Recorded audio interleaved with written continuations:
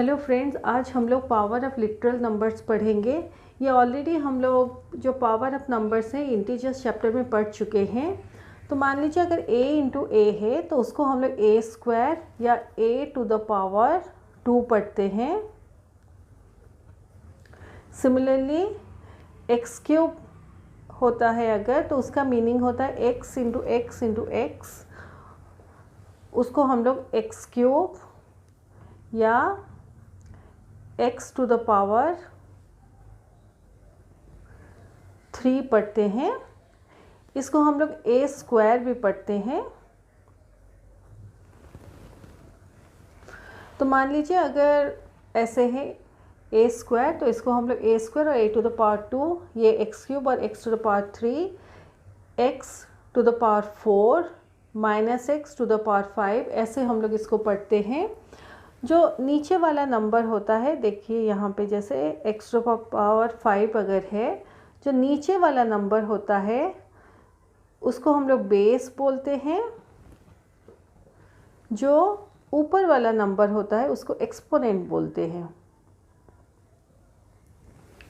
तो यहाँ पे जैसे बेस x से एक्सपोनेंट 3 है, यहाँ ये बेस है और ये ऊपर वाला नंबर एक्सपोनेंट है। यहाँ और एक चीज़ का ध्यान रखें, ओनली जब एक्सपोनेंट 2 होता है उसको स्क्वायर पढ़ा जाता है। एक्सपोनेंट 3 होने से उसे cube of that particular number पढ़ा जाता है। लेकिन जब एक्सपोनेंट 4 होता है, 5 होता है एंड सो ऑन, तो उसमें हम लोग ऐसे x to the power 4 minus x to the power 5 ऐसे ही पढ़ते हैं। उसका कुछ स्क्वायर क्यूब जैसा कुछ पर्टिकुलर नेम नहीं है। अगर मान लीजिए एक नंबर a है तो उसका मीनिंग है a to the power 1।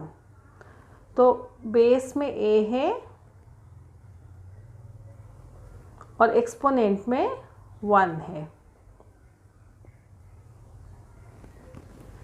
Similarly ये देखिए, अगर ऐसे दो नंबर्स हों तो 2x क्यूब का मीनिंग है, अगर 2x ब्रैकेट में है, इसका मीनिंग है 2x को हमें 3 टाइम्स मल्टीप्लाई करना है ऐसे। तो इसका आंसर हो जाएगा 2 इंटू 2 4 इंटू 2 8, x को 3 बार मल्टीप्लाई करने से x क्यूब, तो 8x क्यूब इसका आंसर हो जाएगा। अगर ऐसे 2x क्यूब है विदाउट ब्रैकेट तो इसका मीनिंग है 2 है और x को हमें 3 बार मल्टीप्लाई करना है और इसका आंसर 2x क्यूब आएगा। तो ब्रैकेट वाली चीज़ को आपको ध्यान से करना है। यहाँ और एक चीज़ ध्यान रखिए, 8 और पावर 0 कभी अगर देखते हैं तो इसका मीनिंग होता है 1। ये एक्चुअली आप लोग हायर क्लासेस में पढ़ेंगे। Any number to the power 0 हमेशा 1 होता है, जैसे 4 to the power 0 equal to 1 and so on. ये हायर क्लासेस में आप लोगों को एक्सप्लेन किया जाएगा। अभी हम लोग वेरिएबल एंड कांस्टेंट का कॉन्सेप्ट सीखेंगे। मान लीजिए perimeter of a square 4a दिया गया है, तो पेरीमीटर के जगह पर हम लोग p लिखते हैं, साइड के जगह पर a लिखते हैं और 4 के जगह पर 4 लिखते हैं। तो इसमें से देखिए आप, जैसे a का वैल्यू यानी साइड का वैल्यू चेंज होता जाएगा, अकॉर्डिंगली पेरीमीटर जो है वो भी चेंज होता जाएगा। यहाँ देखिए, अगर साइड को हम लोग 5 सेंटीमीटर लेते हैं तो 4 इंटू 5 करने से 20 सेंटीमीटर आता है। अगर 3.6 सेंटीमीटर साइड को लेते हैं तो 4 इंटू 3.6 करने से 14.4 सेंटीमीटर आता है। 10 सेंटीमीटर लेते हैं तो 4 इंटू 10 करने से 40 सेंटीमीटर आता है। तो यहाँ जब हम लोग एनालाइज करते हैं तो देखते हैं कि 4 में कोई चेंज नहीं है, लेकिन चेंजेस हमारे पेरीमीटर जो है और साइड जो है उसमें चेंजेस आ रहे हैं। जैसे हम लोग वैल्यूज़ a का चेंज करते जाते हैं, सिमिलरली पेरीमीटर जो है उसका वैल्यू भी चेंज होता जाता है। तो जो लिटरल नंबर्स होते हैं उनका वैल्यू जैसे हम लोग चेंज करते जाते हैं, अकॉर्डिंगली जो पेरीमीटर है और साइड है पेरीमीटर अकॉर्डिंगली चेंज होता जाता है, तो साइड के हिसाब से पेरीमीटर चेंज होता जाता है। तो ये जो नंबर्स है ये जो अल्फ़ाबेट्स है A, P, ये हमारे वेरिएबल्स हैं, क्योंकि इनका वैल्यू हमेशा चेंज होता रहता है। 4 जो है उसका वैल्यू कभी चेंज नहीं होता, तो 4 हमारा कांस्टेंट है। तो ए quantity which does not change it's value is called a constant. तो 4 यहाँ पे कांस्टेंट है। ए quantity which changes it's value is called a variable. तो जिसका वैल्यू हमेशा चेंज होता जाता है उसको हम लोग वेरिएबल बोलते हैं। ये कुछ टू रिमेंबर दिया गया है। Number of hours in a day, number of months in a year, number of seconds in an hour, वो सारे कॉन्स्टेंट्स हैं, क्योंकि कुछ भी हो जाए उनका वैल्यू चेंज नहीं होता। But the length and breadth of a rectangle, side of a square में vary as per their size. Size के हिसाब से लेंथ, ब्रेथ और साइड ऑफ ए स्क्वायर जो है उसका वेरी होगा साइज़, इसलिए ये सारे वेरिएबल्स हैं। अभी कोएफिशिएंट का कॉन्सेप्ट हम लोग सीखेंगे। तो मान लीजिए 2 नंबर से x, y, जैसे यहाँ पे एग्जाम्पल में दिया गया है। तो अगर y का कोएफिशिएंट हमें फाइंड करना है तो अब y को क्रॉस कर दीजिए मेंटली, जो भी बचता है वो y का कोएफिशिएंट है। जैसे x, y में अगर y का कोएफिशिएंट फाइंड करना है तो y का कोएफिशिएंट x है। सिमिलरली कोएफिशिएंट ऑफ x अगर फाइंड करना है, ये इसका है, कोएफिशिएंट ऑफ x अगर फाइंड करना है तो ये नंबर है, x को आप मेंटली स्ट्राइक आउट कर दीजिए, जो भी बचता है वो कोएफिशिएंट ऑफ x है। तो y बचता है, y is the coefficient of x।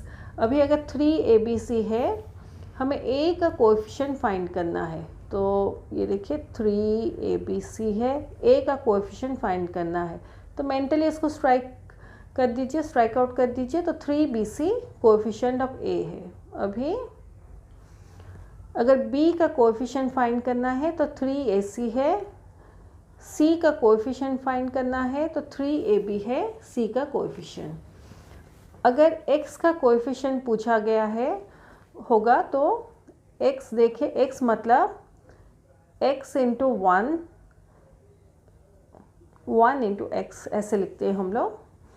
तो x का अगर कोएफिशिएंट पूछा जाएगा तो x को स्ट्राइक करने से 1 बचता है, तो 1 x का कोएफिशिएंट है। सिमिलरली अगर माइनस x है तो -1 इंटू x करने से हमें -x मिलता है। इन दोनों के बीच सिंबल कुछ नहीं है, मतलब मल्टीप्लिकेशन का सिंबल है। तो ये coefficient of x in -x अगर पूछा गया होगा तो -1 इंटू x होता है हमारा -x। तो अगर हम लोग x को स्ट्राइक आउट कर देंगे तो हमारा -1 बचता है। तो coefficient of x in -x is -1। ये उसका एक्सप्लेनेशन है। अभी न्यूमेरिकल कोएफिशिएंट देखिए, अगर ऐसे कोई नंबर दिया गया हो, जो भी न्यूमेरिकल पार्ट है उसको न्यूमेरिकल कोएफिशिएंट कहा जाता है। जैसे -2y में -2 न्यूमेरिकल कोएफिशिएंट है, 4ab में 4 न्यूमेरिकल कोएफिशिएंट है, x मतलब 1 इंटू x, तो यहाँ न्यूमेरिकल कोएफिशिएंट 1 है, -z मतलब -1 इंटू z, तो न्यूमेरिकल कोएफिशिएंट -1 है। अभी इन कॉन्सेप्ट्स के बेसिस पर मैं वर्कशीट 3 के कुछ क्वेश्चन सॉल्व करके दिखाऊंगी। तो ये फर्स्ट क्वेश्चन है, right the exponential form of, ये 2 है और ऐसे सारे नंबर्स दिए गए हैं। तो फर्स्ट क्वेश्चन है, right the exponential form of y multiplied 9 times. तो ऐसे क्वेश्चन जब आप सॉल्व करेंगे, पहले देखिए मेन नंबर कौन सा है, तो y है, पहले हम लोग y लिखते हैं और जितना बार मल्टीप्लाई हुआ है उसको ऊपर हम लोग लिखते हैं एक्सपोनेंट के प्लेस में, तो y टू द पावर 9 होगा। यहाँ पर देखिए p मल्टीप्लाइड 21 टाइम्स, तो मेन नंबर हमारा p है, वो 21 टाइम्स मल्टीप्लाई हुआ है, तो 21 को हम लोग ऊपर लिखेंगे, यानी नंबर ऑफ टाइम्स जो है उसको हम लोग ऊपर लिखते हैं। ये है half A B into B into C, तो पहले हाफ लिखेंगे। ए कितना बार मल्टीप्लाई हुआ है? एक ही बार, तो ए टू द पावर 1 यानी कि ए। बी 2 बार मल्टीप्लाई हुआ है तो बी स्क्वायर। सी एक ही बार मल्टीप्लाई हुआ है तो सी टू द पावर 1 या सी, तो हाफ ए बी स्क्वायर सी। ये नेक्स्ट क्वेश्चन डी, तो पहले 2 है, हम लोग 2 हाफ ये दो केसेस में डायरेक्टली लिखते हैं क्योंकि ये दो नंबर को छोड़कर और कुछ भी नंबर नहीं है, इसलिए डायरेक्टली नंबर को पहले लिखेंगे। तो 2 ए देखिए 3 बार मल्टीप्लाई हुआ है तो ए क्यूब, बी 2 बार मल्टीप्लाई हुआ है बी स्क्वायर, सी एक ही बार मल्टीप्लाई हुआ है तो सी। ऐसे नेक्स्ट है -6 x y into y into z, तो -6 पहले लिखेंगे क्योंकि और कोई नंबर नहीं है, एक से एक बार मल्टीप्लाई हुआ है तो x एक ही बार लिखेंगे। y 2 बार मल्टीप्लाई हुआ है तो y स्क्वायर, z एक बार मल्टीप्लाई हुआ है तो z, ऐसे लिखेंगे। नेक्स्ट है -z 4 बार मल्टीप्लाई हुआ है तो इसको -z टू द पावर 4 लिखेंगे। यहाँ -a 17 टाइम्स मल्टीप्लाई हुआ है तो मेन नंबर हमारा -a है। 17 टाइम्स मल्टीप्लाई हुआ है, जो नंबर ऑफ टाइम्स है उसको ऊपर लिखते हैं तो 17 ऐसे लिखेंगे। यहाँ 3x 5 बार मल्टीप्लाई हुआ है तो इसको हम लोग जो मेन नंबर है 3x लिखेंगे, ब्रैकेट देंगे, नंबर ऑफ टाइम्स है 5 टाइम्स तो ऐसे लिखेंगे 3x टू द पावर 5। अभी सेकेंड क्वेश्चन करेंगे, right the product form of the following. तो y देखिए y टू द पावर 5, तो y को हमें 5 बार मल्टीप्लाई करना है। ये नंबर ऑफ टाइम्स है, ये हमारा मेन नंबर है, तो हम लोग y into y into y into y into y ऐसे लिखेंगे। नेक्स्ट है x टू द पावर 19, तो 19 टाइम्स x को लिखना मल्टीप्लाई करके थोड़ा मतलब अनईजी लगता है लिखना। 19 टाइम्स कौन लिखेगा, तो कोई चाहे तो लिख सकता है, बट आप लोग सिंपल वे में इसको ऐसे लिख सकते हैं x into x into x into 3 या 4 बार लिख के, ऐसे 3 बार लिख के या 4 बार। तो अगर 3 बार लिखना हो तो ऐसे लिखिए, फिर मल्टीप्लिकेशन का सिंबल दीजिए, नहीं तो 4 बार लिख के मल्टीप्लिकेशन का सिंबल दीजिए, डॉट डॉट डॉट, फिर 19 टाइम्स ऐसे लिखिए। नेक्स्ट है 3/4 एक्स स्क्वायर वाई जेड, तो नंबर हमारा मेन नंबर जो है 3/4 है, फिर एक्स स्क्वायर है तो इंटू एक्स, क्योंकि एक्स को 2 बार मल्टीप्लाई करना है, y और z एक एक बार मल्टीप्लाई होंगे क्योंकि उनका पावर 1 है। y और z का कुछ पावर दिख नहीं रहा है, मतलब पावर 1 है, तो एक एक बार y और z मल्टीप्लाई होंगे ऐसे। नेक्स्ट है a स्क्वायर बी स्क्वायर सी, तो a को 2 बार मल्टीप्लाई करना है क्योंकि पावर 2 है, b को भी 2 बार मल्टीप्लाई करना है क्योंकि पावर 2 है, और c को एक ही बार मल्टीप्लाई करना है क्योंकि c एक ही बार है, और यहाँ कुछ मेंशन नहीं किया है, मतलब c का पावर 1 है। ऐसे होगा -a टू द पावर 4, तो -a को 4 बार मल्टीप्लाई करना है। जब आप कोई नेगेटिव नंबर ऐसे लिखें तो हमेशा ब्रैकेट में लिखिए, तो -a को 4 बार मल्टीप्लाई करना है। नेक्स्ट है 2x क्यूब, यानी 2x को 3 बार मल्टीप्लाई करना है। ये जो है ये आपका नंबर ऑफ टाइम्स है, यानी 2x को 3 बार मल्टीप्लाई करना है, -a को 4 टाइम्स मल्टीप्लाई करना है, तो ये 2x into 2x into 2x ऐसे होगा।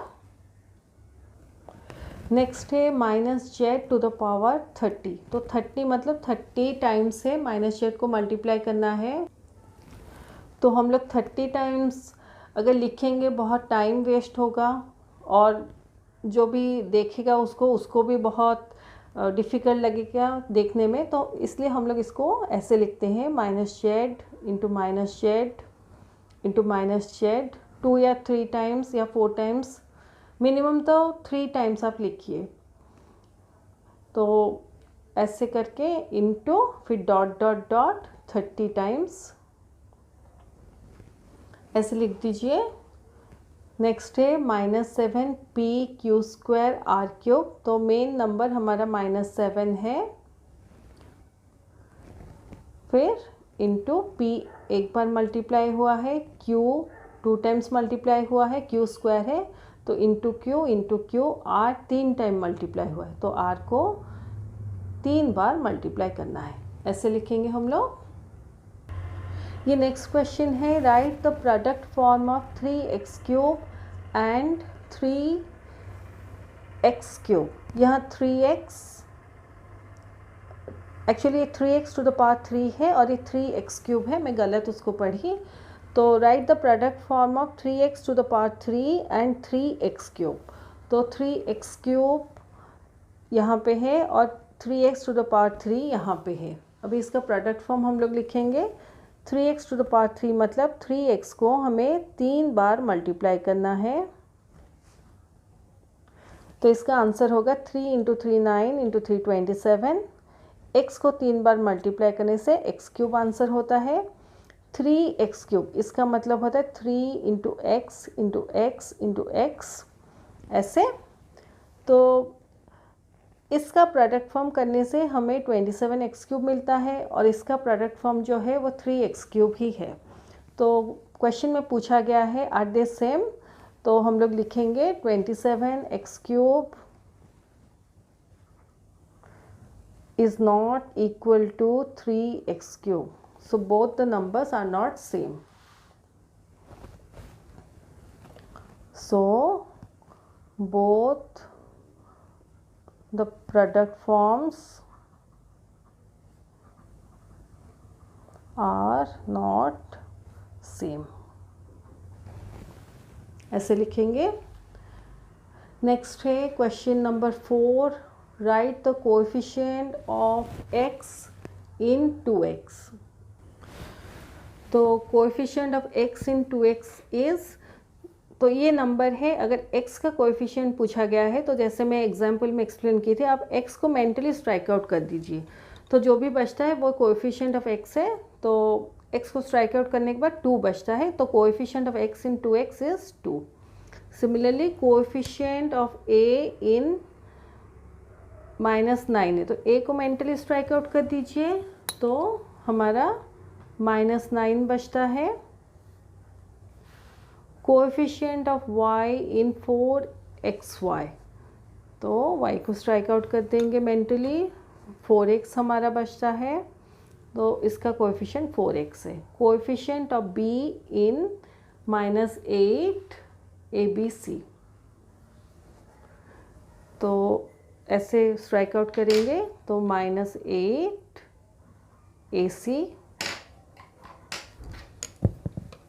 -8 ac।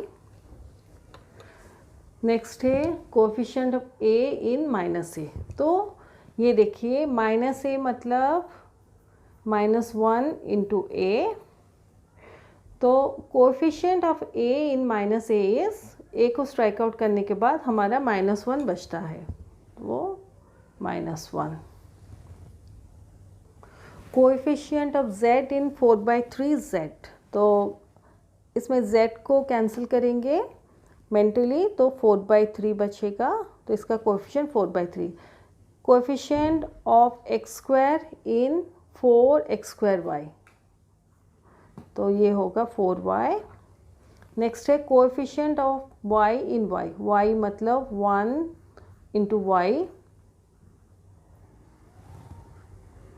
तो कोएफिशिएंट ऑफ y होगा 1। Coefficient of a in ½ ab², तो a को स्ट्राइक आउट करेंगे, तो हमारा -1/2 b² बचता है, तो इसका कोएफिशिएंट -1/2 b² होगा। Coefficient of z in zy, तो स्ट्राइक आउट करने से हमारा y बचता है, तो coefficient of z in zy is y। तो ये हमारा क्वेश्चन नंबर 4 तक ख़त्म होता है। मैं अपने नेक्स्ट वीडियो में क्वेश्चन नंबर 5 और 6 सॉल्व करके दिखाऊंगी।